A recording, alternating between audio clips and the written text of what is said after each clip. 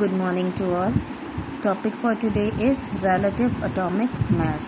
तो सबसे पहले हम देखते हैं हेडिंग का मतलब क्या है. तो यहाँ पर relative का मतलब है हमने रिलेट करके किसी भी एटम का एटॉमिक मास जो है वो फाइंड आउट करना है. एटॉमिक मास जैसे कि हमें पता है sum of protons and neutron is termed as atomic mass. तो जब हम किसी और जो है वो यूनिट के साथ या किसी और एटम के साथ किसी भी एटम के एटॉमिक मास को रिलेट करेंगे उसको हम बोलते हैं रिलेटिव एटॉमिक मास. तो हम बात करते हैं जब रिलेटिव एटॉमिक मास की, तो उससे पहले हम एक एग्जांपल लेते हैं. जैसे अगर हम शॉप पे जा रहे हैं तो हमें 1 kg शुगर चाहिए, तो उसको मेजर करने के लिए एक स्टैंडर्ड जो है वो शॉप पे मौजूद होता है. वो इस तरह से एक वेइंग बैलेंस लेते हैं और एक साइड पे वो एक स्टोन जो है वो 1 kg का रखते हैं और दूसरी साइड पे जो है वो हमें कोई भी चीज़ मेजर करके दे देते हैं. तो ये स्टोन जो है ये एक स्टैंडर्ड के तौर पे यूज़ हो रहा है जिसकी मदद से हम चीज़ों को मेजर करते हैं. और जिस तरह से केजी जो है वो हमारे पास एक स्टैंडर्ड यूनिट है, इस तरह से एटम्स जो हैं उनका रिलेटिव मास जो है वो फाइंड आउट करने के लिए भी हमें स्टैंडर्ड बनाने की ज़रूरत थी.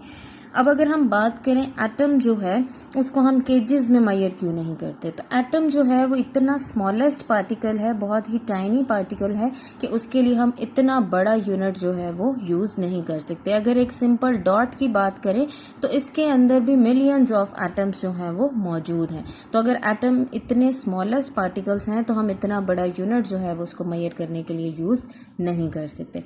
तो फिर क्या किया गया कि जो रिलेटिव एटॉमिक मास है एक मेथड फाइंड आउट किया गया और उसकी मदद से सबसे पहले जो हमने एक स्टैंडर्ड एटम लिया जिसकी मदद से हम दूसरे एटम्स का मास फाइंड आउट कर सकें, वो है हाइड्रोजन. तो हाइड्रोजन को एज अ स्टैंडर्ड लिया गया, लेकिन फिर देखा गया हाइड्रोजन जो है एक तो वो एक गैस है, दूसरा ये फ्लेमेबल है. फ्लेमेबल मतलब ये बहुत जल्दी जो है वो आग पकड़ लेती है, ठीक है, तो जलना शुरू हो सकता है.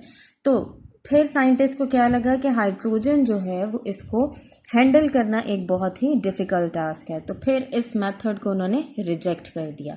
फिर उसके बाद जो है वो कार्बन 12 जो है उसको एज अ स्टैंडर्ड जो है वो लिया गया. अब कार्बन 12 का क्या मतलब है, यहाँ पे हमारे पास जो एटम्स होते हैं उनके डिफरेंट आइसोटोप्स मौजूद होते हैं. तो पहले हम आइसोटोप्स को देख लेते हैं. आइसोटोप्स क्या होते हैं? आइसोटोप्स जो हैं वो हमारे पास ऐसी स्पीशीज़ हैं जिसमें same atomic number but different atomic mass मौजूद होता है. तो हम कार्बन की ही बात कर लेते हैं. कार्बन के हमारे पास 3 आइसोटोप्स हैं, C12, C13 एंड C14. तो इन तीनों में जो प्रोटॉन नंबर है वो तो सेम है जो कि 6 है, लेकिन जो इनमें मास नंबर है वो डिफरेंट है जिसकी वजह से इनमें न्यूट्रॉन नंबर जो है वो हमें डिफरेंट नज़र आता है.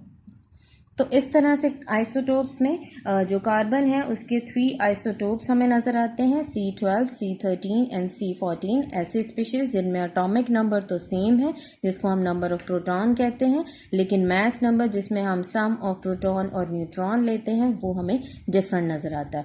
अब कार्बन 12 को ही क्यों हमने स्टैंडर्ड लिया? क्योंकि नेचर में इसकी अमाउंट सबसे ज़्यादा मौजूद होती है, इसलिए हम कार्बन 12 को एज अ स्टैंडर्ड लेते हैं जब हमने रिलेटिव एटॉमिक मास जो है वो डिफरेंट एटम्स का फाइंड आउट करना है. अब हम समझते हैं रिलेटिव एटॉमिक मास होता क्या है. तो mass of an atom of element, जैसे अगर ये एक एलिमेंट का पीस है हमारे पास और इसमें एटम्स मौजूद हैं, तो हमने क्या करना है, इस सिंगल एटम का मास जो है वो फाइंड आउट करना है.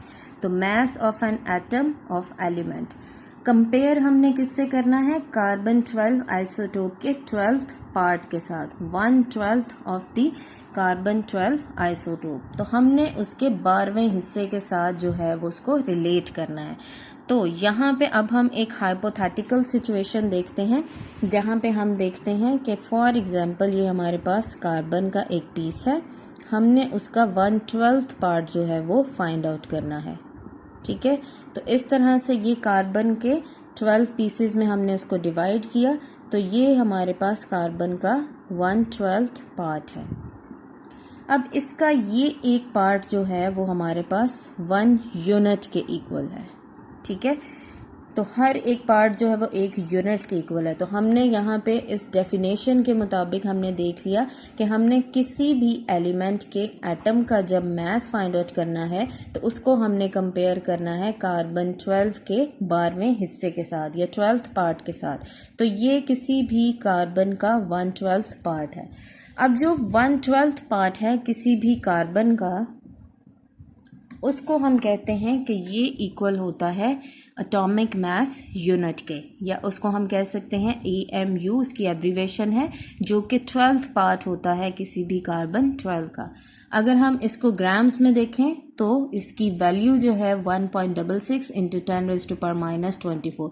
तो -24 में ये वैल्यू हमें नज़र आ रही है। इसका मतलब है ये बहुत ही माइन्यूट वैल्यू है, इसलिए हम कोई भी एटम जो है उसका मास जो है वो हम ग्राम्स या केजीज में मेजर नहीं करते। तो मोस्टली हम उसको एटॉमिक मास यूनिट में जो है वो इसको फाइंड आउट किया गया। तो रिलेटिव एटॉमिक मास में अब हमने 1 यूनिट या 1 AMU जो है उसको तो फाइंड आउट कर लिया। अब इससे रिलेट करके हम किसी भी एटम का मास जो है वो किस तरह से फाइंड आउट कर सकते हैं।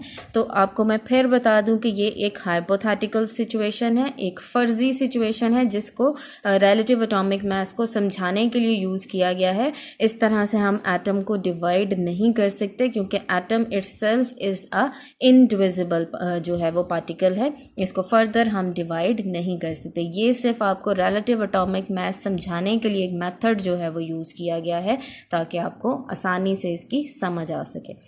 तो जिस तरह से हम बात करते हैं कि हमने वेइंग बैलेंस लिया और अब हमने दूसरे एटम्स जो हैं उनका मास जो है वो फाइंड आउट करना है इस 12th पार्ट के साथ जो कि कार्बन 12 आइसोटोप का है, ठीक है। अब हमने क्या किया, एक साइड पे जैसे हाइड्रोजन का एटम प्लेस कर दिया, दूसरी साइड पे हमने 1 AMU या 1/12 पार्ट ऑफ कार्बन 12 जब प्लेस किया तो ये दोनों एक दूसरे के इक्वल हमें नज़र आए। इससे हमें पता चला कि जो हाइड्रोजन है उसका मास जो है वो 1 यूनिट के इक्वल है, या आप कह सकते हैं 1 AMU है। उसके बाद अगर हमने यहाँ पे हीलियम जो है उसका एटम प्लेस कर दिया तो जब हमने देखा तो ये दोनों एक दूसरे के इक्वल नहीं आए। हमने एक और यूनिट प्लेस कर दिया, फिर भी इक्वल नहीं आए, फिर एक और यूनिट प्लेस किया।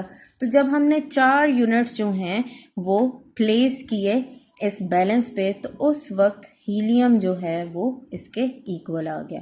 मतलब हीलियम जो है वो 4 यूनिट्स के इक्वल है और इसका मास जो है वो 4 AMU है। उसके बाद अगर हम देखें तो यहाँ पे अगर हमने नाइट्रोजन जो है वो उसको प्लेस किया है, नाइट्रोजन को अगर हम प्लेस करें तो इसमें जब हम 14 यूनिट्स जो हैं उनको प्लेस करेंगे तो उस वक्त जो है वो नाइट्रोजन जो है वो इक्वल होगा। तो 14 यूनिट्स मतलब 14 AMU जो है वो इसका रिलेटिव मास है। इसी तरह से अगर हम ऑक्सीजन की बात करें तो उसके लिए हमें 16 यूनिट्स जो हैं वो उनको प्लेस करना पड़ता है। तो इससे हमें पता चलता है कि जो ऑक्सीजन है उसका मास क्या है, 16। फिर अगर हम कार्बन की ही बात कर लें तो जब हम कार्बन को यहाँ पे प्लेस करेंगे तो हमें 12 यूनिट्स जो हैं वो यहाँ पे प्लेस करने पड़ेंगे। तो इससे हमें पता चलेगा कि कार्बन जो है वो 12 यूनिट्स के इक्वल है या इसका 12 एटॉमिक मास यूनिट है। तो इस तरह से हमने क्या किया कि डिफरेंट एलिमेंट्स जो हैं उनको कार्बन के 12th पार्ट के साथ जब हमने रिलेट किया, उसको कंपेयर करके देखा, तो उस तरह से हमने किसी भी एलिमेंट के जो एटम्स हैं उनका मास जो है वो हमने फाइंड आउट कर लिया, ठीक है। तो इनको हम बोलते हैं एटॉमिक मास यूनिट, जो कि कार्बन 12 का 12th पार्ट है, और अगर हम ग्राम्स में देखें तो ये 1.66 इंटू 10⁻⁻22 के इक्वल है। तो दोबारा से हम रिलेटिव एटॉमिक मास देख लेते हैं।